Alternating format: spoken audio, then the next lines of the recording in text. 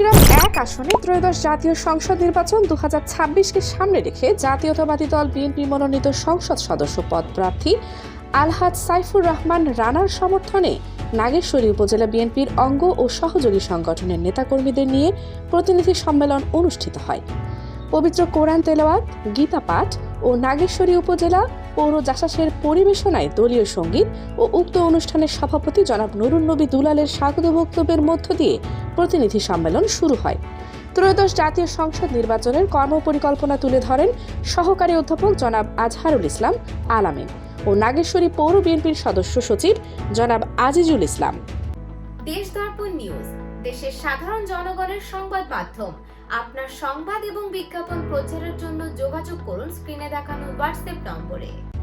তাদের কর্মপরিকল্পনাকে স্বাগত জানিয়ে বক্তব্য দেন কুড়িগ্রাম পৌরসভার সাবেক মেয়র জনাব আবু বক্কর সিদ্দিক।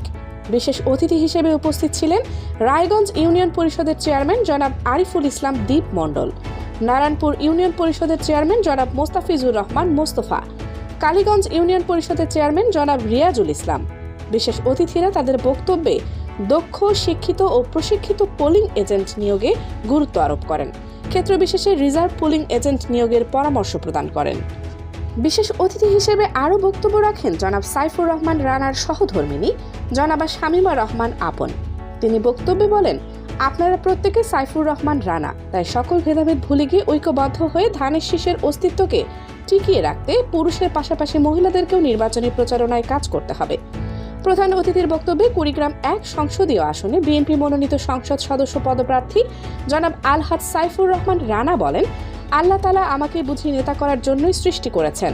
আমি এমপি হতে না পারলেও আপনাদের নেতা হতে পেরেছি, এতেই আমি সন্তুষ্ট। তবে আপনারা যদি আমাকে সংসদে আপনাদের প্রতিনিধি হিসেবে পাঠান, তাহলে আমি এলাকার উন্নয়নের জন্য সচেষ্ট থাকব। সভাপতির বক্তব্য শেষে শহীদ প্রেসিডেন্ট জিয়াউর রহমানের রুহের মাগফিরাত কামনা, দেশনেত্রী বেগম খালেদা জিয়ার সুস্থতা, সাইফুর রহমান রানার বিজয় নিশ্চিত, দেশ ও জাতির মঙ্গল কামনায় মহান আল্লাহর দরবারে মোনাজাত করা হয়। সাইফুর রহমান রানা কি ঠিক আছে? যদি সবার কাছে বিনতি পারে, আপনারা কেন পারেন না? আপনারা কি তার প্রতিনিধি নন?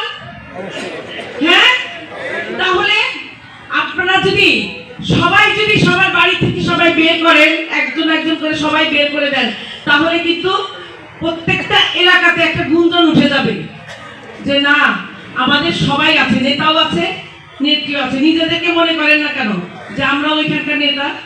আপনারা তো সবাই ধানের শীষের পরিবার, কি আমরা পরিবার না? কমিটি দিতে হবে, কমিটিতে সে কমিটির কার্যক্রম চালু করতে হবে। তারপরে আপনাদের জন্য লিফলেটের ব্যবস্থা আছে, সেই লিফলেট বাড়ি বাড়ি দিতে হবে। সেটা আমরা এখনো দেই নাই, সেটা এখন আমরা দেবো না। আমরা কমিটি হাতে পাবো। আমাদের উপজেলা কমিটি, নির্বাচনী কমিটির কাছে সমস্ত কমিটি জমা হওয়ার পরে তারপর ওই লিফলেট দেওয়া হবে। বাড়ি বাড়ি লিফলেট দেওয়ার জন্য, গণসংযোগের জন্য লিফলেট দেওয়া হবে, ঠিক আছে? এবং প্রত্যেকটা ইউনিয়নকে কিভাবে লিফলেট দেওয়া হবে বা কি তারা ছাপাই নেবে কিনা সেটা পরে নির্দেশন দেওয়া হবে। এখন আমাদের কথা হচ্ছে, আমরা সকলেই সবচেয়ে বড় কথা হচ্ছে শৃঙ্খলা বজায় রাখতে হবে। কর্মসূচি দিয়ে দেবেন এবং তারা পড়বে, গিয়ে মিটিং করবে। বসে থাকেন না, বসে থাকলে ঠকবেন। এই আসনটি কখনো বিএনপি ছিল না, আজকেও নাই, ভবিষ্যতে দিতে না পারেন এই অন্ধকার থেকে আর বেরোতে পারবেন বলে আমি বিশ্বাস করি না। এবারের মতো সুযোগ আপনারা আর কখনো পাবেন না।